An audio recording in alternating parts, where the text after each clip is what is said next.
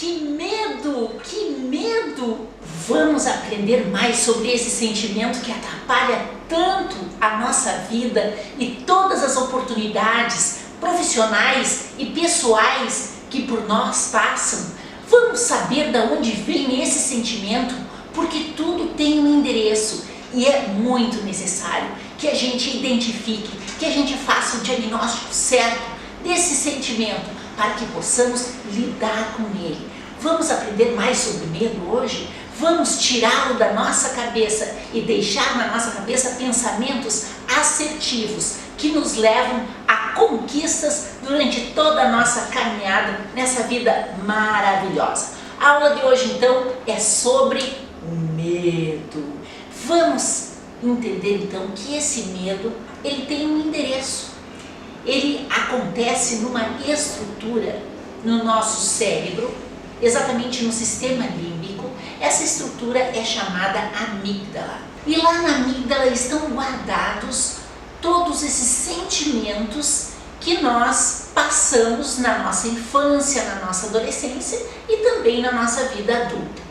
Vamos entender então que toda vez que nós passamos por diferentes experiências emocionais na nossa vida adulta, nós acionamos essas reservas, essas memórias que não são positivas, memórias negativas, que nos impedem de nos comunicarmos com eficácia.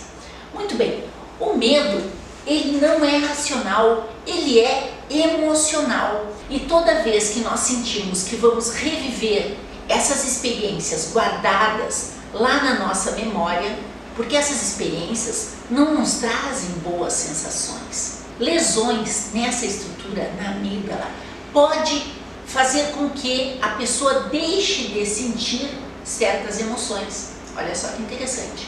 Assim como o estímulo, o hiperestímulo da amígdala pode fazer com que a pessoa entre em pânico. E é aí que nós entendemos por que profissionais com um excelente conhecimento vão entrar em pânico e não conseguem falar no momento que tem que expor tudo aquilo que estudou.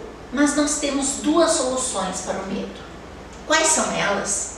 Ou nós ficamos sentados esperando as oportunidades passarem, ou nós vamos entrar em ação e aprender técnicas que nós vamos superar tudo isso, todo esse pânico, todo esse medo que nós sentimos na hora de falar. Então, situações como me deu branco, tremedeira, disparou o coração, estou desesperado porque eu tenho que me conectar com alguém, ou com uma câmera na minha frente, ou com uma entrevista que eu tenho que dar. Essas situações serão contornadas mediante de técnicas que nós vamos aprender. Sim, porque comunicação, gente, é treinamento. Comunicação é ciência, para tudo tem uma explicação. No momento que nós entendemos que nós somos capazes de administrar esse sentimento e assim poder demonstrar todo o conhecimento que nós temos, nós vamos, ao invés de entrar em pânico, ter um grande prazer de falar. Não falar para se livrar. Alguém aqui já sentiu essa sensação? Eu vou falar para me livrar, não aguento mais. Tomara que chegue o dia da apresentação. Estou louco para me livrar da apresentação que eu tenho que fazer. Então, não é por aí, gente. Nós temos que pensar, chegou o momento da apresentação, é o momento de eu conseguir passar aquele conhecimento. Porque conhecimento, todo esse conhecimento que nós temos, ele só tem valia quando nós conseguimos demonstrar, quando nós conseguimos bem representar todo esse conhecimento, e não quando nós entramos em pânico, não é isso? Então nós vamos aprender a falar e falar com prazer e ter a alegria de dividir todo esse conhecimento. Eu gostaria de lembrar de um pensamento do Jung, porque tudo isso que a gente sente, que é disparado através dessa estrutura chamada amígdala, que está lá no nosso sistema límbico, no nosso sistema nervoso central, ele tem uma tradução muito interessante através das palavras de Jung. Até você se tornar consciente, o inconsciente irá dirigir a sua vida e você vai chamá-la de destino. Veja só, Às vezes as pessoas pensam assim, olha, eu não nasci para falar. Não, essa coisa assim, eu vou deixar... O meu irmão, ele sempre falou melhor que eu. Então é melhor que ele fale, que ele represente. Não, olha, eu estudei, mas o meu colega, ele tem um pensamento mais estruturado, ele é capaz de apresentar melhor o trabalho. Não, essa coisa de falar em público não é para mim. Então, gente, vamos tornar consciente aquilo que não é. E vamos conseguir lidar com essas situações e bem administrar o nosso conhecimento, bem administrar a nossa comunicação e conquistar este lugar tão esperado de destaque, que tanto nós estudamos para chegar nesse lugar. Então, como que nós vamos dirigir o medo? Nós vamos dirigir o medo entendendo como é que ele se processa através dessas emoções que estão guardadas lá nessa estrutura chamada amígdala, no nosso sistema límbico. Na medida que nós conseguimos fazer esse diagnóstico e pontuar por que nós sentimos o que sentimos, quando nós trazemos à tona essas emoções que são quase que inconscientes ou subconscientes, nós entendemos com mais clareza como lidar com todas essas sensações que o medo dispara e que nos impede de nos comunicar com clareza. Muito bem, então nós precisamos entender que nós temos um corpo que é físico e o corpo psíquico. O corpo físico é aquele que quando nós nascemos, ele não vai mudar de formato. Ele tem uma cabeça, 2 braços, 2 pernas e um tronco. E esse corpo ele só vai crescer em tamanho, mas não vai nascer mais um braço, mais uma perna, não. Este corpo ele já está definido. Muito bem, e o corpo emocional, será que ele está tão definido assim? Não, o nosso corpo emocional ele nasce desformatado. O nosso corpo emocional ele vai depender das experiências emocionais que eu vou viver na minha infância e na minha adolescência. Então vocês vão imaginar o corpo emocional como se ele fosse constituído em camadas, ok? Então vocês imaginem uma cebola.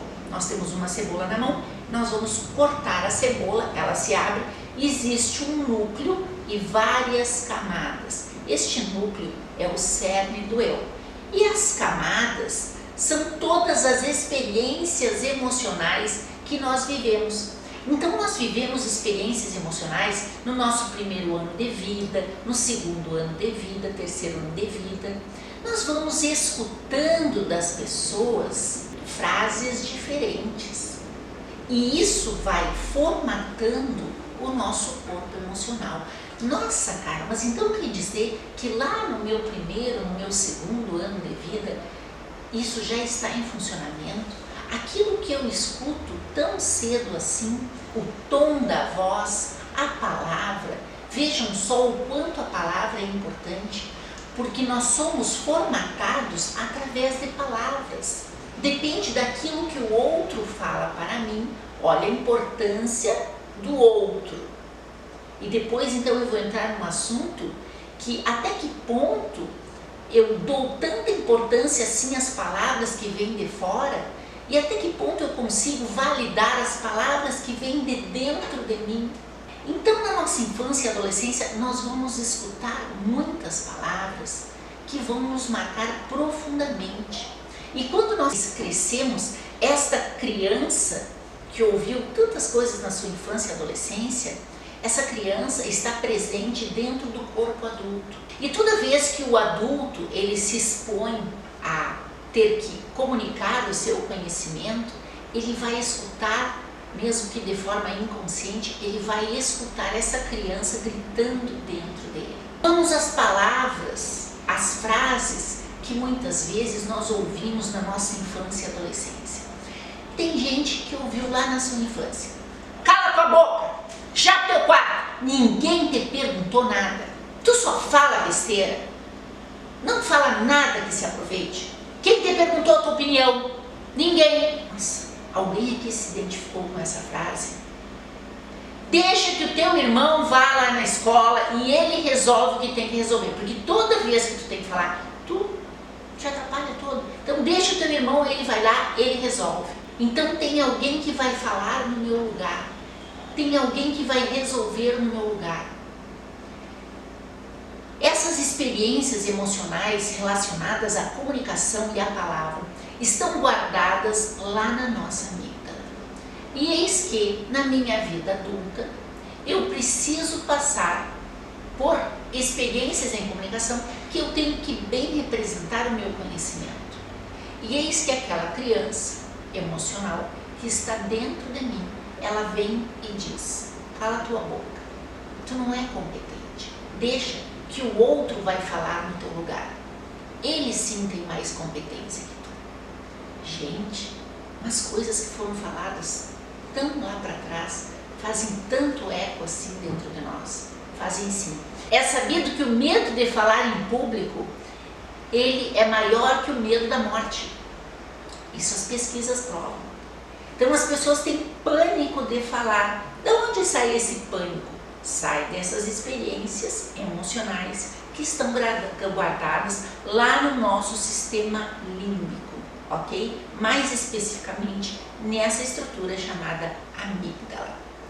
Muito bem, eu gosto de contar uma história, né, entrando nas crenças limitantes, sobre a Bela Adormecida.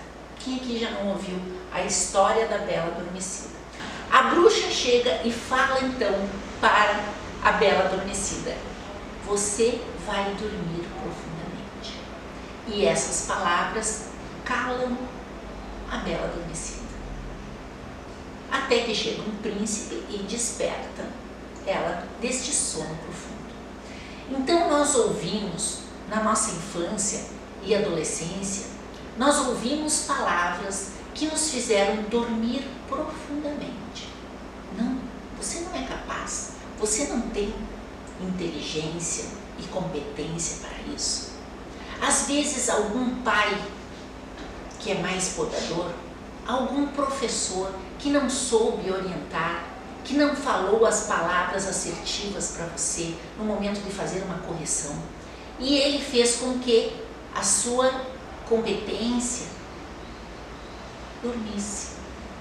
Você achasse então que não nasceu para isso, não nasceu para falar, que falar é coisa do seu colega que é mais falante, mais comunicativo que você.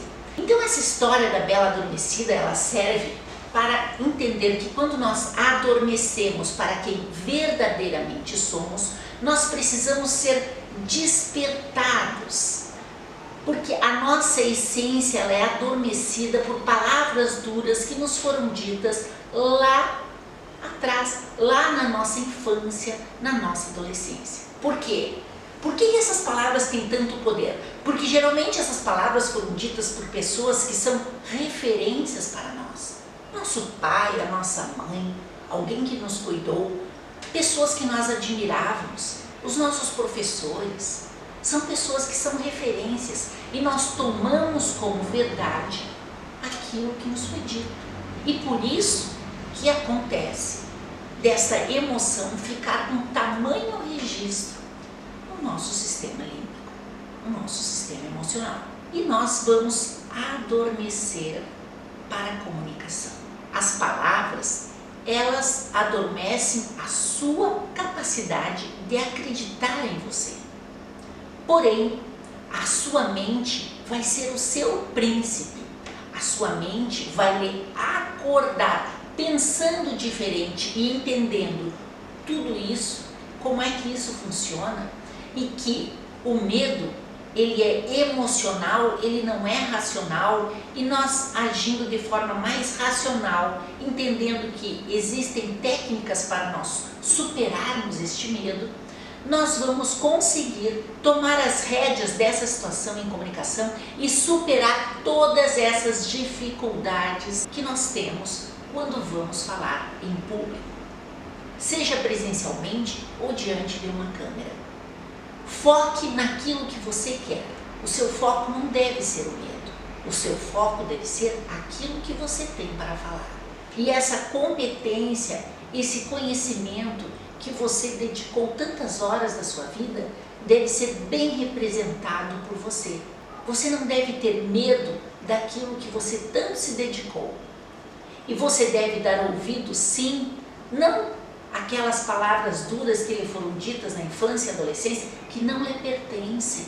Mas você deve dar ouvidos à voz que vem de dentro de você, do seu coração, da sua mente. Este será o seu príncipe que irá acordar para uma nova vida em comunicação.